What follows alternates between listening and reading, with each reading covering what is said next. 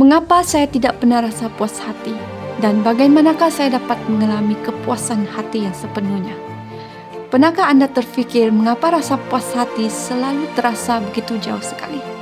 Mengapa walau sebanyak mana yang Anda capai, memiliki atau alami, ada juga suara kecil yang di dalam hati yang bertanya, adakah ini saja? Soalan ini sudah wujud sejak dahulu lagi, dari bangsa Israel yang mengembara di padang gurun hingga Raja Salomo yang merenungkan apakah makna kehidupan ini. Alkitab penuh dengan hikmah yang berbicara tentang kerinduan mendalam dalam hati manusia. Ini adalah satu soalan yang Alkitab jawab melalui kehidupan orang-orang yang nyata, orang yang seperti kita, bergelut dengan rasa tidak puas hati. Sebagai contoh, bangsa Israel yang baru saja dibebaskan dari perhambaan di Mesir, berdiri di tengah padang gurun.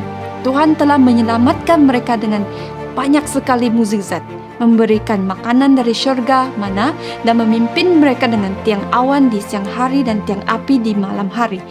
Namun apakah yang mereka katakan?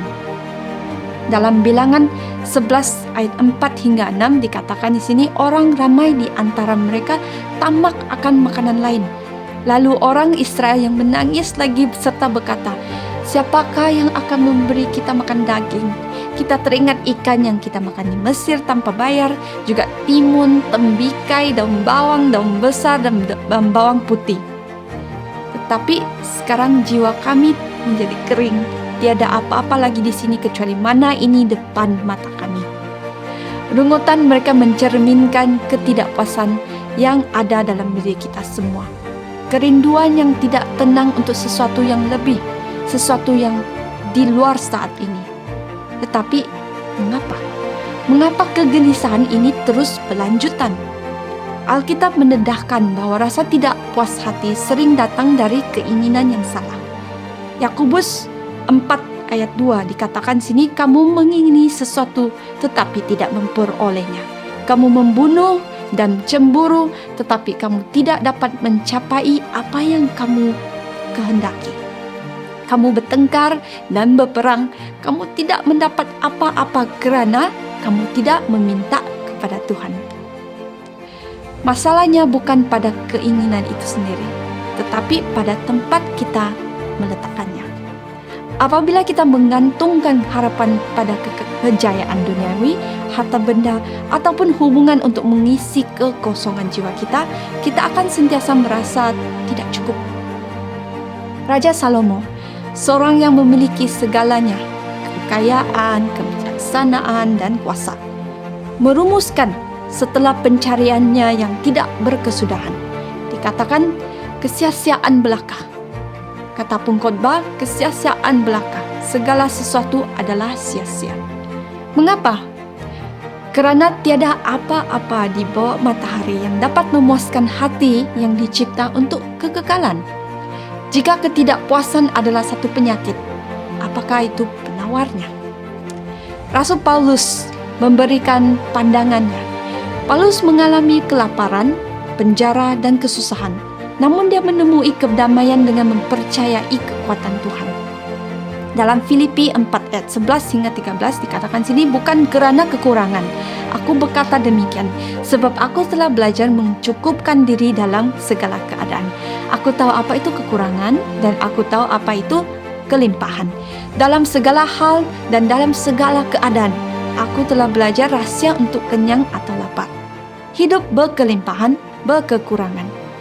Segala perkara dapat kutanggung di mana Dia yang memberi kekuatan kepadaku. Rahsia Paulus tidak terletak pada memiliki lebih banyak atau melakukan lebih banyak. Ia ditemui dalam mempercayai kecukupan Kristus. Apabila Yesus menjadi sumber kegembiraan dan harapan kita, kepuasan mula berakar dalam hidup kita. Berikut adalah 4 langkah untuk menemukan kepuasan yang sejati. Langkah yang pertama, carilah Tuhan dahulu. Yesus mengajar, tetapi carilah dahulu kerajaan Allah dan kebenarannya, maka semua perkara ini akan ditambahkan kepada kamu. Ini didapati dalam Matius 6 ayat 33. Apabila kita meletakkan Tuhan sebagai yang utama, di mana segala keinginan kita akan menemukan kepuasan sejati dalam Kristus. Langkah yang kedua, amalkan kesyukuran. Mazmur mengingatkan kita, bersyukurlah kepada Tuhan karena Dia baik, kasih setianya untuk selama-lamanya. Kesyukuran mengalihkan fokus kita daripada apa yang kita kurang kepada berkat Tuhan. Langkah yang ketiga, percayalah kepada penyediaan Tuhan. Seperti bangsa Israel di padang gurun, kita sering meragui kemampuan Tuhan untuk menyediakan. Tetapi Yesus meyakinkan kita. Dikatakan di dalam Alkitab, Bapa kamu yang di syurga tahu bahwa kamu memerlukan semua itu. Percayalah bahwa Tuhan tidak akan pernah meninggalkan Anda tanpa keperluan. Langkah yang terakhir, fokus pada harta yang kekal. Yesus berkata, janganlah kamu mengumpul harta di bumi, tetapi kumpulkanlah bagimu harta di syurga. Matius 6 ayat 19 hingga 20. Apabila kita hidup dengan pandangan ke arah kekekalan, hal-hal dunia ini kehilangan pengaruhnya terhadap hati kita. Ketidakpuasan yang Anda rasakan ini bukanlah satu kecacatan. Ia adalah satu pandangan. Panggilan untuk mengalihkan pandangan Anda dari yang sementara kepada yang kekal. Seperti yang dikatakan oleh seorang yang sangat bijak, Engkau telah menciptakan kami untuk dirimu sendiri ya Tuhan. Dan hati kami gelisah sehingga ia beristirahat dalam Engkau. Jadi, mengapakah Anda tidak pernah rasa puas? Mungkin karena Anda tidak pernah dimaksudkan untuk dipuaskan oleh hal-hal dunia ini. Kepuasan sejati bermula apabila Anda beristirahat dalam pelukan Dia yang menciptakan Anda. Dia berjanji, marilah kepadaku semua yang letih lesu dan berbeban berat, dan aku akan memberikan kelegaan kepada kamu.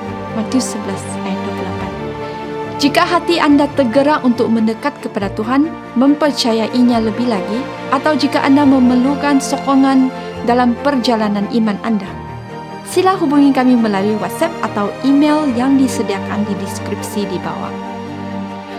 Ingatlah, Yesus mengasihi Anda.